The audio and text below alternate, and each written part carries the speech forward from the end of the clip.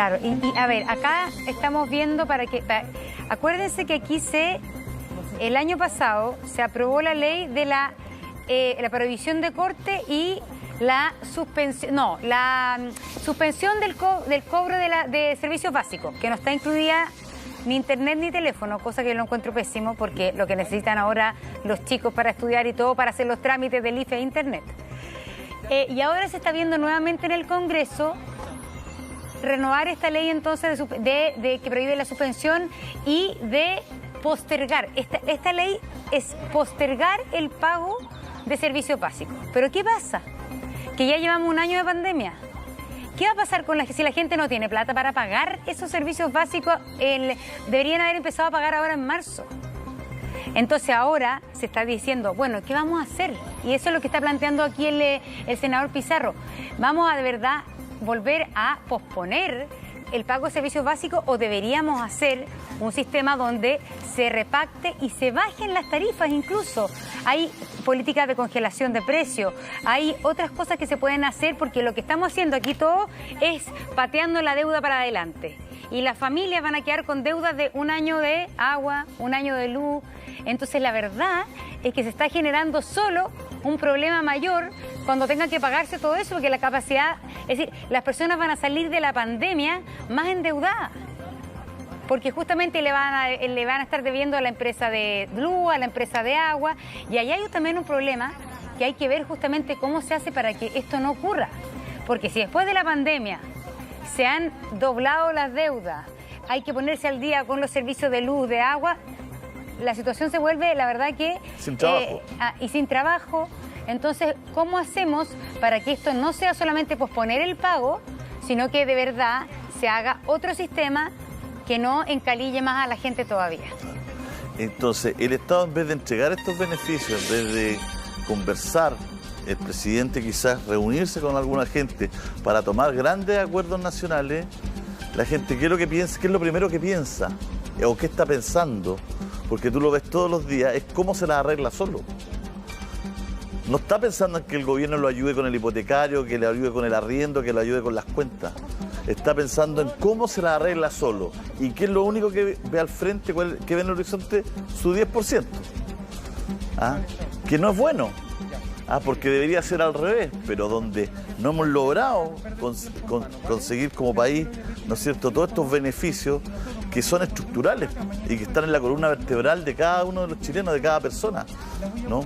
El hipotecario, el arriendo, las cuentas básicas, todo. Imagínate que ayer me contaban algunas personas, Monse, que tienen sus cafés, todo, que le cobran patente y le cobran todo, y tienen cerrado. Claro. O sea, no abren, pagan arriendo, nadie los ayuda, tienen que pagar cotizaciones. Si no tienen las cotizaciones al día o si no le pagaron a un proveedor, están en DICOM, no les dan FOGAPE, no les dan nada. Y más encima les llega un cobro de patente por algo, y ellos no tienen ingresos.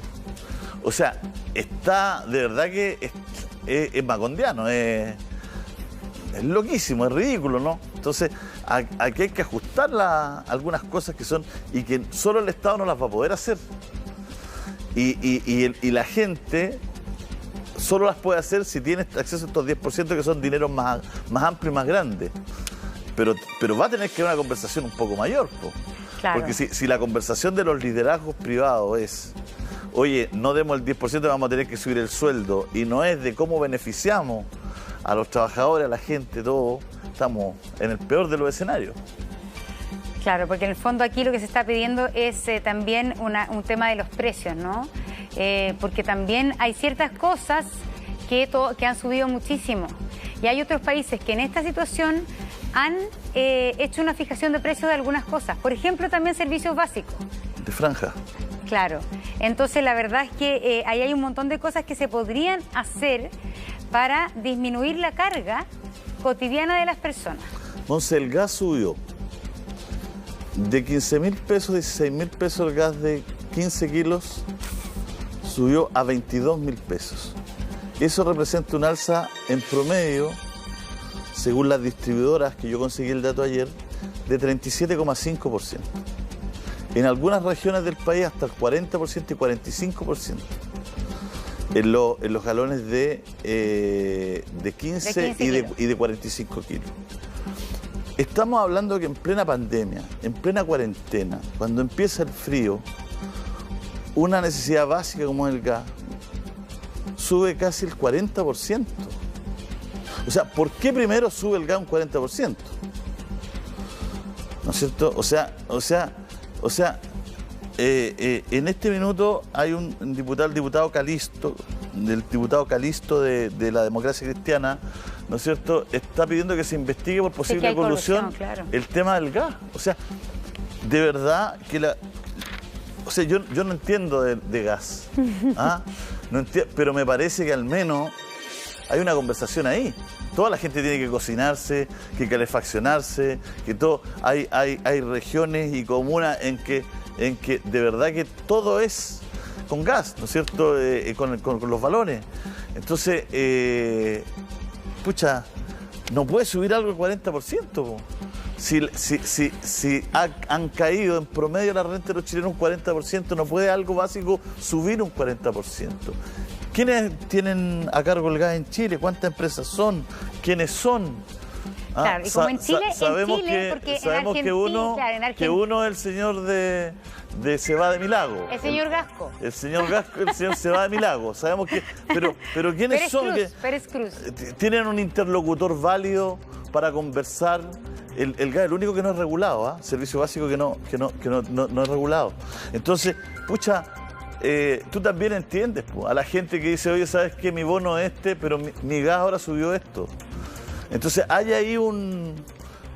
Claro, lo que pasa es que hay está algo todo el tema que tú siempre dices, que en el fondo en nuestro sistema político el gobierno en este caso no tiene herramientas legales para obligar a las empresas de gas a no subir los precios. Entonces eso es lo que uno dice, que finalmente este sistema está amarrado por muchos lados. Entonces lo que hay que cambiar finalmente son las atribuciones del Estado para también tener poder de control de las empresas de suministros básicos. Nuestras empresas son privadas, ese es un tema que podemos conversar. Pero en Chile, cosa que no ocurre en muchos países, todas las empresas de suministros básicos en Chile hoy día son privadas. Entonces, si es que van a ser privadas, el modelo, y eso todos lo saben, porque es que tiene que haber mucha mayor regulación del mercado y más herramientas legales para que el Estado regule efectivamente a estas empresas de servicios básicos. Porque hoy día lo que pasa con el gas es que dicen no tenemos cómo hacerlo porque no existe la ley. Entonces ahí, como país, tenemos que estar entendiendo que si este modelo es el que queremos, y eso lo vamos a tener que discutir también con la nueva Constitución, pero el Estado tiene que tener poder regulatorio de las empresas que son servicios básicos. O sea, si ya entregó a privado el servicio básico, ya lo vendió, por lo menos regúlelo. Lo que pasa es que estamos llenos de legalidades. Somos un país de protecciones. Leyes que protegen en este caso, a rubro. Claro, pero en el fondo la legalidad... Protegen los intereses, a eso me refiero, claro, ¿no? Pero en el fondo la legalidad, ¿a quién protege la legalidad? Eso es lo que te digo, a los dueños del... La legalidad protege al privado dueño del servicio básico, claro, y no protege al ciudadano. Entonces, estamos llenos de legalidades, estamos llenos porque nos gusta mucho la ley y la legalidad, ¿no es cierto? De hecho, por eso el presidente va al Tribunal Constitucional. Estamos llenos de legalidades que son inmorales, completamente inmorales. Entonces, estamos llenos nos llenamos la boca de la legalidad, pero las legalidades que son completamente inmorales y que son atemporales y que son abusivas. Entonces, cuando viene la confrontación de los ciudadanos con la élite, le dice, oye, estamos llenos de abusos, y la élite tiene que decir, sí, estamos llenos, nos damos cuenta ahora que estamos llenos de abusos, ¿no es cierto? El llamado inmediato es que a no todo tener que cambiarlo por la legalidad, porque si no vamos a tener que juntarnos, tenemos que hablar, conversar y ponernos de acuerdo para que esa legalidad sea moral. Claro, porque el problema, como no hay legalidad, hoy día la tendencia del gobierno es decir, o la tendencia de los que están proponiendo que no sea el impuesto a los súper ricos, es decir que sea voluntario. Y yo creo que apelar a la voluntariedad en este tipo de cosas es, la verdad, que caer en un saco roto. Si los que lo van a hacer voluntariamente son contados con el dedo. Sí, con las dedos de la mano, quiero decir. Pero entonces, por eso te digo que finalmente, para que sea robusto un Estado, tiene que tener esas leyes que amparen finalmente a la ciudadanía y en este caso la provisión de servicios básicos. El mayor ejemplo de una legalidad que ampara privilegios, para mí, el tema del litio. Sí, pero Resulta que el señor Ponce Lerú es un escándalo. obtuvo la concesión del Salar de Atacama por un contrato hasta el año 2030. El Estado chileno, encabezado ahí por el ex ministro Vitrán, lo demandó para cambiar ese contrato, porque ese contrato fue firmado en otras condiciones. Y resulta que el Estado chileno perdió ese juicio. Lo único que ganó en ese juicio es que finalmente el señor Ponce Lerú le va a dar un porcentaje mucho mayor de sus ganancias. Al fondo, ¿qué dijo el tribunal? Dijo ya, este contrato no se puede romper, el señor Ponce Lerú tiene la concesión del Salar de Atacama hasta el año 2030, pero va a tener que entregarle 40% de impuesto o del impuesto sobre las utilidades. Solo el Estado ganó eso, pero no pudo desarmar esta ley que le permite a él, como privado, explotar el Salar de Atacama y transformarse en la tercera, o mantenerse como la mayor fortuna de Chile, la tercera mayor fortuna de Chile. Y creciendo. Y creciendo. Entonces ahí estamos. Bueno, pero la sutileza de todo esto es ponerse de acuerdo, porque hay muchas cosas que están topando la legalidad y que están hechas a medida. O sea, Realmente. ¿por qué en Chile hay muchas industrias y franjas donde hay 2 o 3 participantes de mercado? 2 o 3 participantes de mercado. Y pagan el mismo impuesto donde hay 150, 200 participantes de mercado. Entonces un señor que es dueño de una verdulería, ¿no es cierto?, como 100.000 verdulerías, ¿no es cierto?, paga lo mismo de impuestos, ¿no es cierto?, que el señor de una de estas industrias que son 3 grandes marcas. Y esa cuestión no va, eso reviste ya una inconsistencia tremenda. Entonces, está dentro de la legalidad, pero es una conversación que hay que dar. Si hay 2, 3 actores económicos que se llevan toda la participación de mercado, que es uno de los problemas que tiene Chile. ¿Por qué paga los mismos impuestos que una persona que compite con 300 pymes pequeñas? ¿No es cierto? Entonces tenemos desde la base que empezar a conversar esas cosas que son muy relevantes. Muy relevantes, pero bueno. Muy relevante. Yo solo quiero decir que ahora que conocimos la pena, la sentencia para el ex senador Jaime Orpiz, por ejemplo, cosas que en Chile siguen funcionando como si nada. La ley de pesca ya está comprobado con una sentencia judicial. La ley de pesca en nuestro país se hizo con personas que hoy día están por cumplir pena de cárcel por cohecho. Hay toda una arista que todavía se está investigando respecto a la participación del ministro en aquella época. Pero la ley de pesca que tenemos ya está comprobada que algunos que participaron están sentenciados por cohecho y otros investigados por cohecho. Y esa ley de pesca sigue siendo nuestra ley de pesca.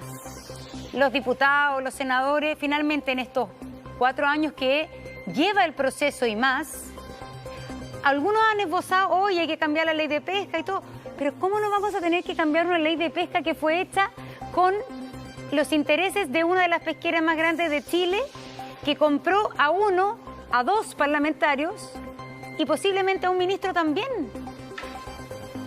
Entonces nosotros no podemos finalmente seguir funcionando en un sistema así de ilegítimos. Eso es lo que digo yo. Entonces todo el mundo sí, la ley de pesca, corrupción y todo, pero sigue siendo la misma ley de pesca. ¿Y presionó a cuántos más? Porque estos son los que cayeron. Pero todos sabemos que cuántas presiones más, cuántos mails más había, cuántas conversaciones más. El tema es hoy día también legislar y tener una conversación más amplia para incorporar a los privados, porque yo creo que ya no se puede seguir peleando a combo. Hay que incorporar en una conversación, un diálogo de país abierto. Mira, fíjate que hace unos 9 meses, cuando era diputado Renato Garín, presentaron un proyecto de los hipotecarios en junio del 2020. O julio o junio del año 2020. Presentaron un proyecto para frenar los cobros de los hipotecarios. tú sabes que yo estoy confirmando aquí con una fuente que trabaja en el Congreso y dice, ese cobro en hipotecario está detenido. ¿Ah? Está detenida su tramitación. La ley. La ley. ¿Ah? El gobierno no la aceleró, pero el gobierno en cambio sacó adelante una nueva ley para postergar el crédito hipotecario contratando otro crédito. Entonces, la ley de la cual conversé con Renato Garín y todo, y la ley que estaba establecida, porque Renato Garín ya no es diputado, pero en ese momento era diputado, en julio del 2020, ¿no es cierto?, era congelar y suspender los hipotecarios al estilo europeo. Poner la cola hasta cero. ¿Qué hizo el gobierno? Frenó esa ley. No fue más allá con esa ley, todo hizo una nueva ley. Una ley para que el crédito hipotecario te dieran otro crédito para pagar el crédito que te iban a suspender. Entonces así no se puede. Así no se, la gente no puede con su propia deuda si estás comprando tu propia deuda sin generar ingresos. Entonces todos requieren un esfuerzo, porque estamos hablando de industrias que tienen utilidades que son gigantescas en pandemia. Utilidades gigantescas en pandemia. Y que han tenido utilidades por año y que sus utilidades son el doble y a veces más que las que tienen en Europa. Sobre la misma industria. Obvio. La banca, por ejemplo. Entonces, cuando un grupo de parlamentarios presenta un proyecto para congelar un hipotecario y viene el gobierno y dice, oye, no, ¿sabéis que no? Vamos a presentar nosotros otro proyecto. ¿No? Un proyecto que es que te congelamos el hipotecario pero pidiendo otro préstamo más. Entonces, así no se puede. Es que no se puede. Porque todos tienen que hacer esfuerzos. No puede haber pandemia para unos pocos y para otros no. No puede la gente... 2,3 millones caer en la pobreza de chilenos, la gente reducido sus ingresos en un 40% y que después haya industrias que tienen tremendas utilidades. Es que yo siempre he pensado, ¿qué pasa si el sistema de AFP, que es súper eficiente en administrar los fondos porque tiene buena rentabilidad, pero no comparte utilidades? ¿Qué pasa si la AFP tuviera una lógica más cooperativa, de cooperativa como organización de empresas? Y que claro, los dueños ganan plata, pero las utilidades también se reparten en los afiliados. Sería una institución con mucha mayor legitimidad. Son cosas que yo me pongo a pensar, como lógicas distintas.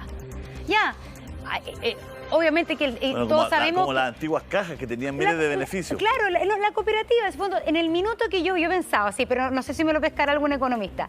En el minuto que yo me jubile, que haya un cálculo, una tasa de las utilidades de la AFP con todo lo que yo me impuse.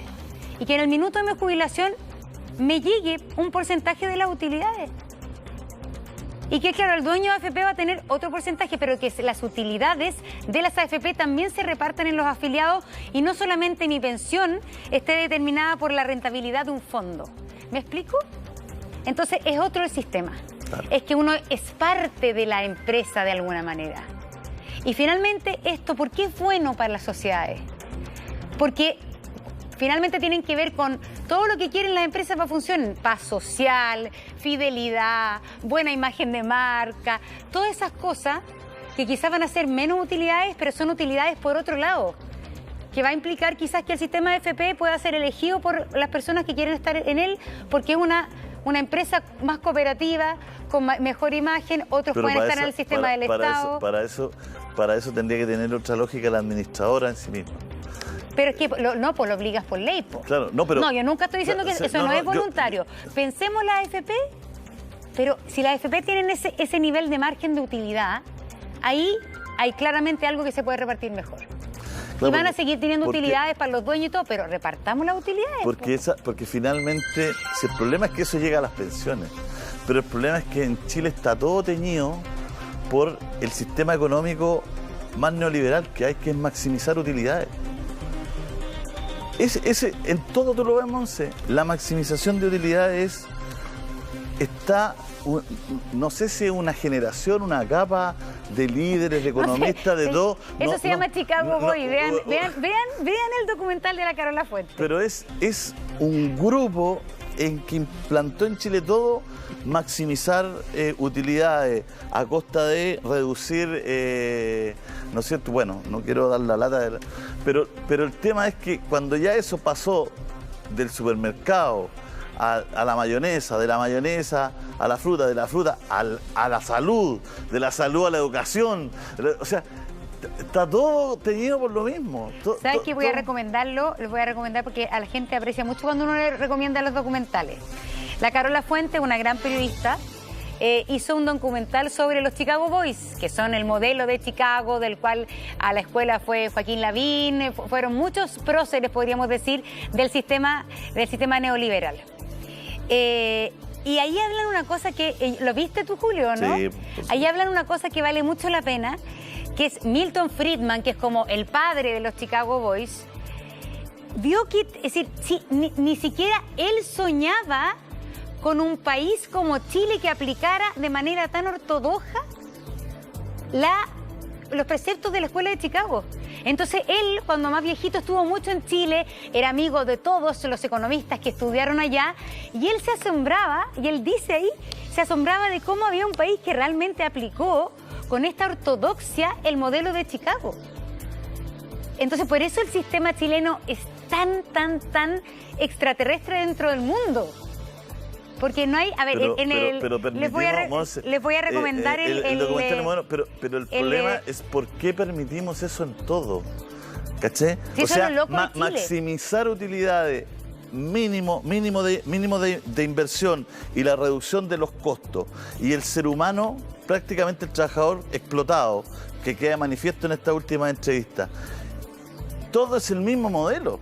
No hemos logrado poner darle valor a las personas, valor al trabajador, valor a todo. O sea, todo es maximizar. O sea, si claro, esto es tan una locura, Monse, que se ve a diario, mira, en el retail, el vendedor de camisa, el vendedor de zapatos, está todo el tiempo con que tiene que vender más, que tiene que vender más, que tiene que vender más, que bueno, me subieron ¿cómo se llama? Le llaman, me subieron la meta, me subieron la meta, no, que más me subieron la meta. Hay un documental en Estados Unidos de un banco que subía la meta, era un banco más prestigioso y antiguo.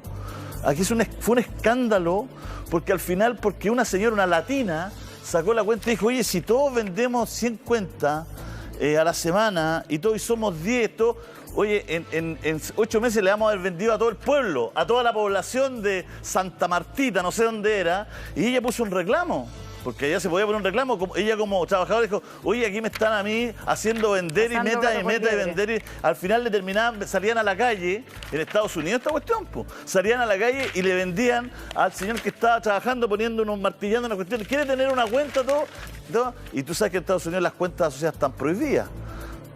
No, estas cuentas atadas que se llaman, están prohibidas. Entonces, se empezó a generar una cuestión de una cantidad de clientes, bueno, que hacía el banco, y si tenemos tantos clientes, tenemos tantas y todo, y generaban bonos, generaban utilidades, cotizaba mejor en la bolsa, y toda esta burbuja que se hace, esta locura por la luca, digamos.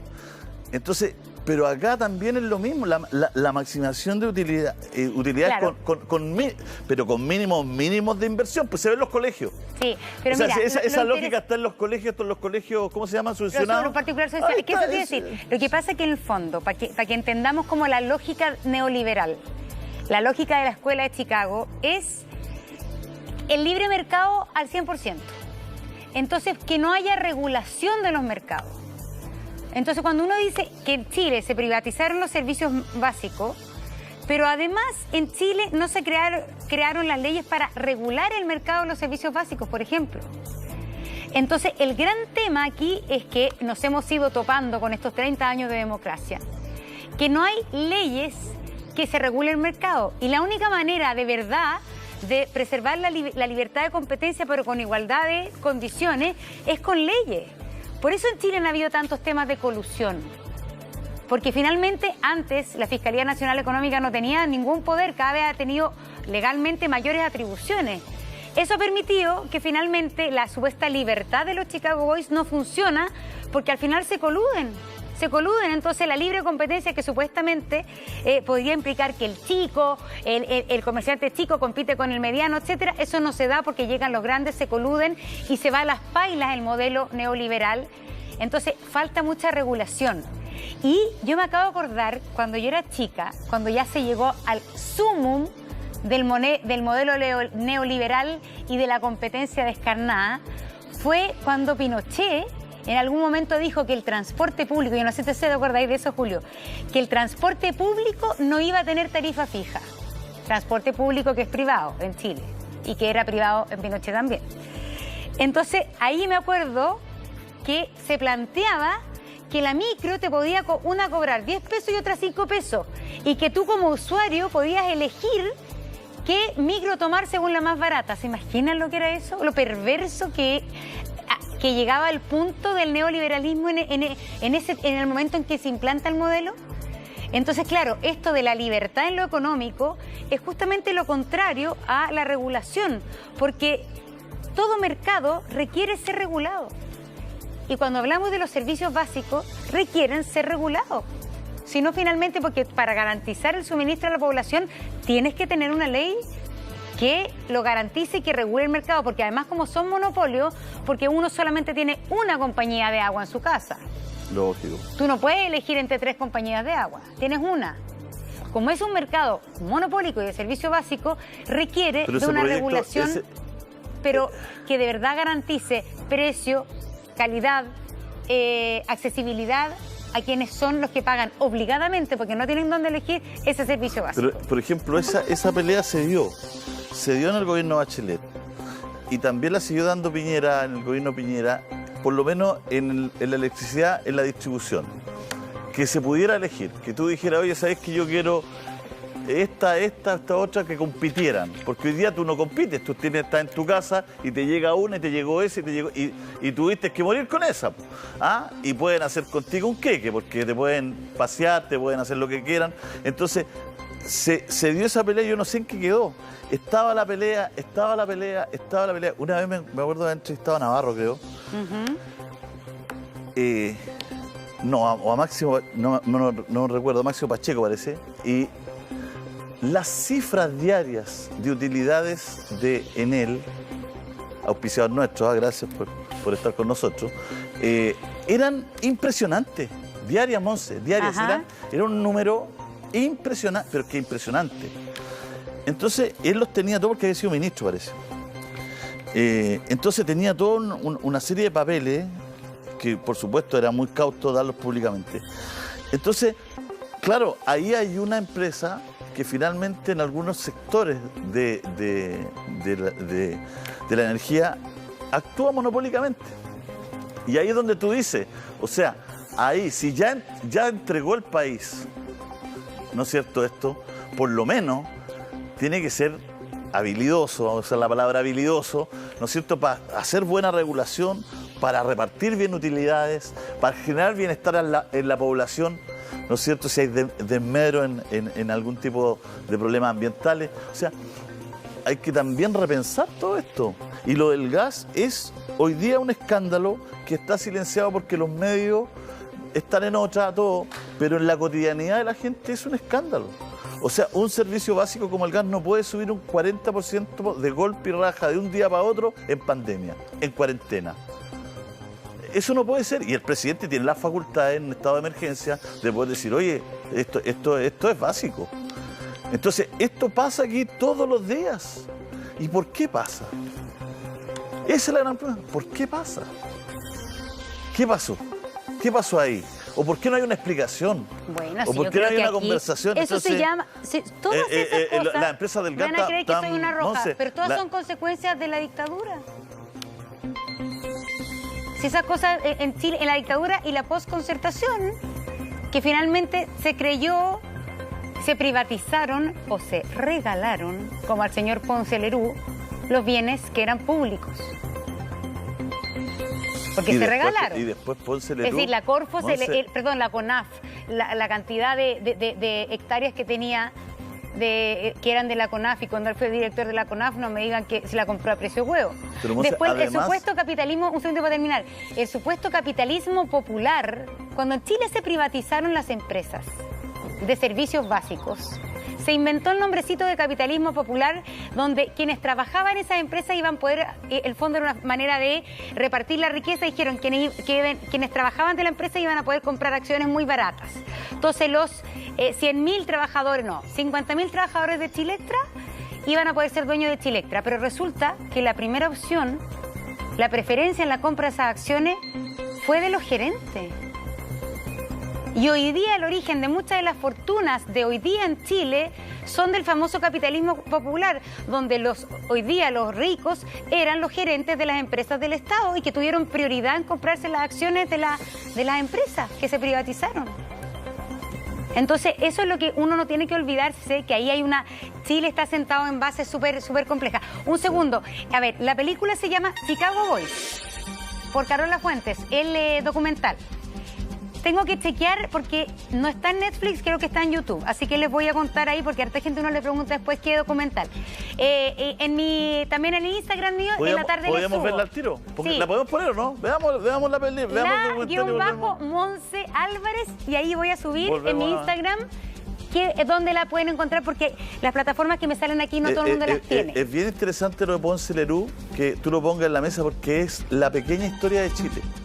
Y tú estás haciendo una muy buena alusión del inicio, pero después, ¿cómo sigue la historia?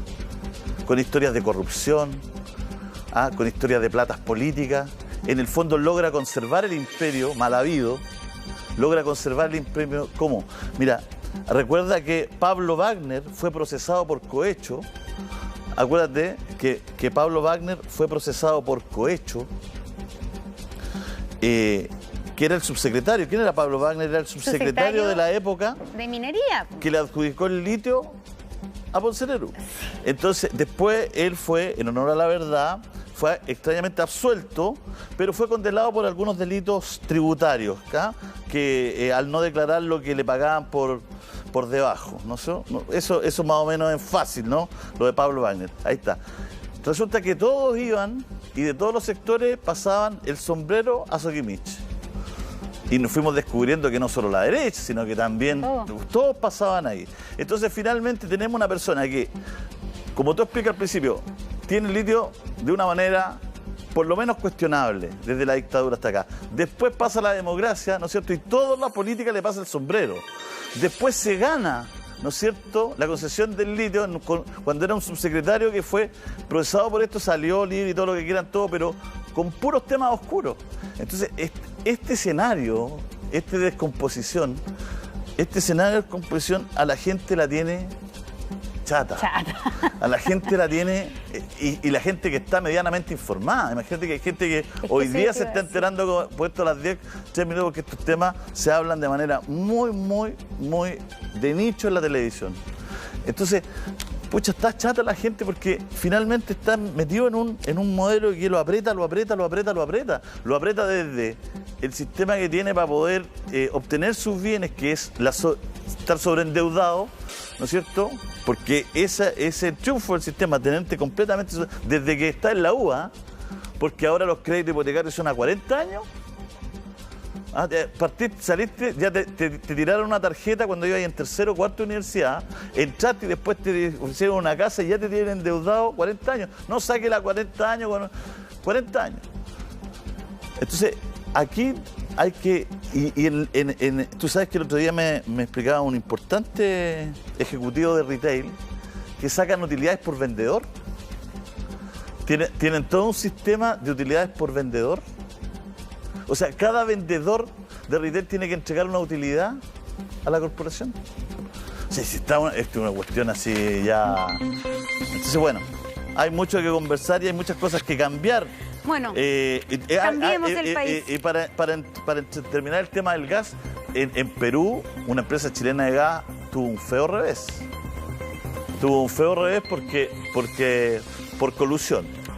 Por colusión. Así es que es una cuestión que hay que...